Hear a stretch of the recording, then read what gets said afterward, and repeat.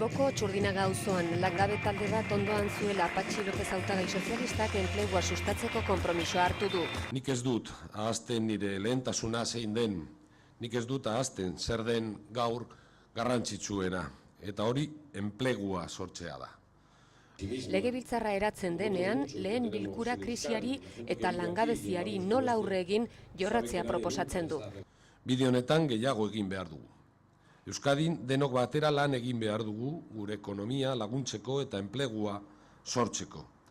Horregatik, gaur hemen esan nahi dizuet hurrengo legealdian legebiltzarreko lehenengo osoko bilkura hazkunde ekonomikoa eta enplegua... Proposamen zehatzak ditu Patxi Lópezek.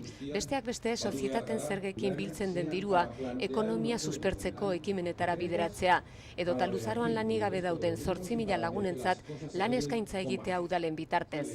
Jeltzaleak sakrifizioak egin beharraz mintzatzen diren bitartean, sozialistek zerga sistema justuagoa aldarrikatzen dute.